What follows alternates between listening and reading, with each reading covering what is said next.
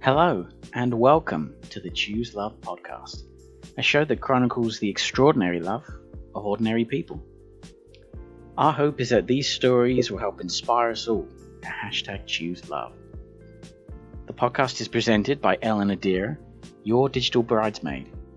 We're here to take your squad moments to the next level and help curate your bridal style so that you can focus on love. My name is Steve Hayton, and I will be your host.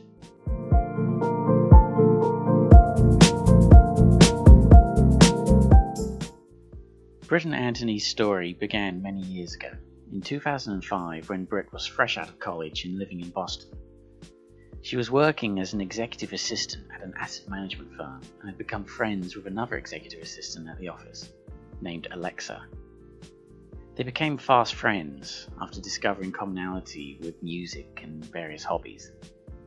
It wasn't long into their friendship that she and her boyfriend, who later became her husband, wanted to set Britt up with her cousin. Britt had recently had a run of bad luck with men in college and was wary of jumping into anything new, so she didn't immediately say yes to her request for a setup. She asked her to bring a photo in of him, and when she saw him, she said, "Ooh, is this him?" To which her friend said, "No, actually that's my brother, Anthony." And Britt asked, "What about him? Is he single?" And she said, "No, he's casually dating someone, I think, but honestly, he ships out as a merchant marine and works 3 months at a time out in Hawaii, so he's not really around." As handsome as the cousin was, Britt told her that she would wait until the brother became available. Half joking, but also half wondering about this cute brother she had not really heard about until now. It wasn't long after that she jokingly signed her emails Britt Ricardo instead of her actual name, Britt Emmons, using his and Alexa's last name instead of her own. Today, her husband will never let her live this down. In his words, it's just hard evidence that she was sweating him. Alexa had a homemade calendar on her desk with different family photos each month, and Britt remembers walking by at various times, stopping short and saying, Wait, is that your brother?" And sure enough, it always was. She wasn't shy about joking about having a crush on her brother. Fast forward a couple of months to Christmas. Alexa got a gorgeous limited edition Hawaiian Coach purse from Anthony for Christmas, and she brought it into work to show Britt, knowing full well she would go crazy for it and thus have to have one of her own. Britt asked her if she thought he would be willing to get one for her if she paid him for it, and Alexa said, "Sure, why don't you just email him? Oh, and by the way, he's single?" At this point, Alexa and Britt had spent months of get-togethers with Alexa's family. Concerts, countless parties and dinners, so Britt knew her whole family very well, including Alexa and Anthony's parents. Unbeknownst to Britt, Alexa's father had apparently called Anthony and told him he should come home and meet your sister's friend Britt. Anyway, Britt reached out about the purse, and Anthony wrote back a flirty but kind email offering to get her the bag. He said he had heard about Britt and asked if she'd want to get together when he got back, so he could bring Britt the bag. He was flirty, but a typical male. The emails were short, unemotional, and he even had the nerve to ask Britt to send a photo of herself. In response, Britt Googled "most unattractive woman on earth," and in the search results, a photoshopped image of a half monkey, half woman popped up. More funny looking than disturbing, and she went ahead and sent that. He thought that was pretty funny. They made plans to meet up at a bar where his other cousin's band were performing. Britt would be going with his sister, Alexa, and he would be coming with his other sister, Leah. He mentioned he would be meeting some friends there too. The day of the first meet, Britt remembers specifically not wanting to go, feeling tired after a long week of work, as well as feeling insecure and nervous, and calling her mum. She too remembers talking to Britt and saying, "You should go. What if this ends up being the man you're supposed to meet? The man for you?"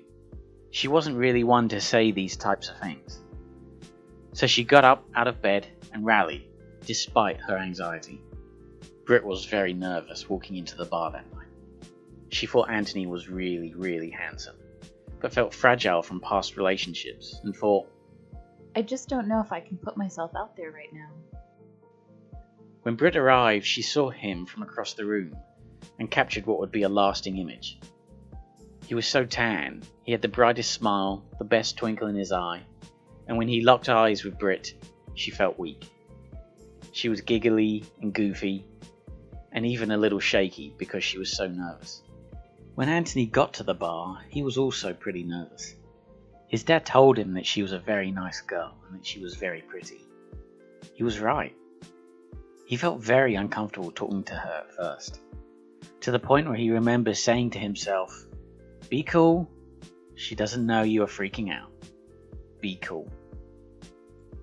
He made his way across the room, shook her hand, and did that super hot thing guys do when they put their hand gently on your back when they lean in to hear you in a loud venue. Not in a creepy way, just such an attractive, gentlemanlike way. He mentioned he brought the bag. He had it in a box and handed it to Britt. She opened it and instantly panicked. Instead of the beautiful, beaded and embroidered coral reef bag she was expecting, there was a black, old, ripped fanny pack. Britt was confused, completely awkward and massively uncomfortable.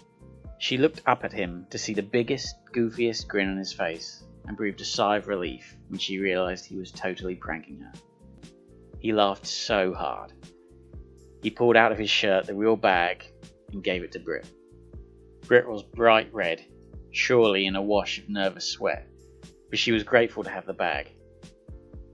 She gave him the check, which he refused and never did cash. He always has been very thoughtful and generous. They chit-chatted a bit that night, small talk here and there. And when it was time to go, she had the biggest feeling of dread and sadness to be leaving him. Okay, so how long do I have to wait to talk to him? Will he call? Do I call him? Should I text him? It was the very early days of text messaging, where it really wasn't the mode of communication it is today. So on the drive home, Britt wrote, It was nice meeting you. And he replied, You are stunning. Anthony and Britt texted all through the night, back and forth. They didn't go to sleep until early next morning. When they finally decided to stop talking, he had already planned to take her to dinner that next night. I was so excited I could barely breathe. Britt had slept at Alexa's house that night, and when she woke up and Britt told her about the date, she couldn't even believe it. Britt couldn't either. Their romance was a whirlwind after that. They were inseparable from that point on, spending every day of the next 2 weeks together. He drove her to work and picked her up, even though it was an hour commute each way, just so they could have extra time in the car together. Since Anthony shipped out for work, when he was at home, that meant he was on vacation. He was living with his parents at the time and his old car was a wreck, so getting around was tricky. Anthony would stay with Britt in her apartment in Somerville and drive her to work in the morning. She would then let him borrow her car during the day and pick her up after work. He had a pre-planned trip to Australia with his sister and her boyfriend that Britt had helped them plan because she had just been there a couple of months before, and he graciously offered to buy her a ticket so she could join them for the next 3 weeks. If only she could, but she had to work.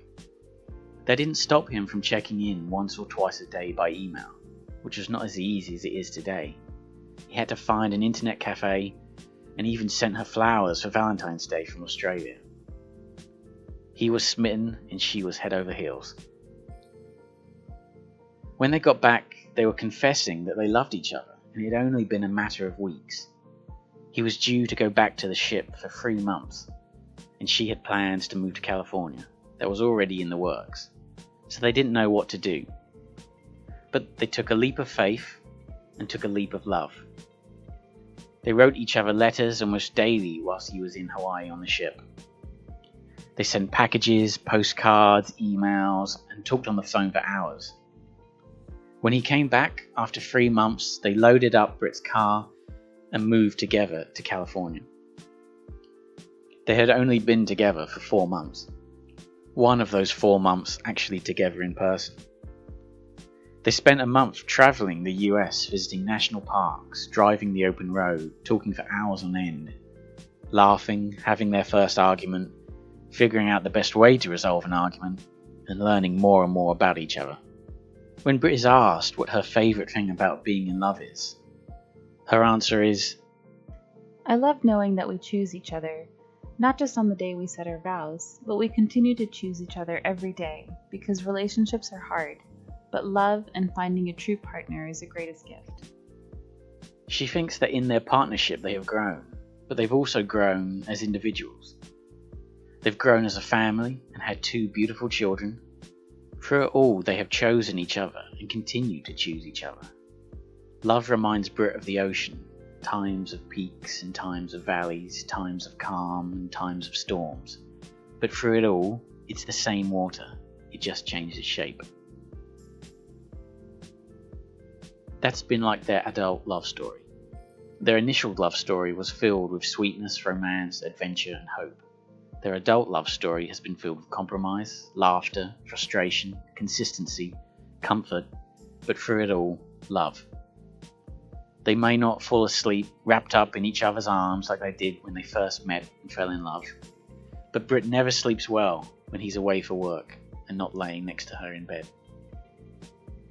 And no matter what's going on in life, their feet always find each other at the end of the bed. They may fight, argue or disagree, but they also challenge each other, push each other to be better and to be their best selves. Rather than focus on the times that are hard, they like to focus on the things they love about each other, and that's why they choose each other. Britt loves that he finds the calm when she's spun up in a panic. She keeps their life organised and controlled, and he can never find his wallet or keys. When one of them needs to break down in sadness or stress, the other always finds the strength to hold strong, even if they too may be feeling the ache of tragedy. In their darkest of times, when they struggled with miscarriage and getting pregnant, he was a pillar of strength and held the flame of hope, for which Britt will be forever grateful. They chose each other years ago when they were inexperienced young kids who didn't know what they wanted or needed in life.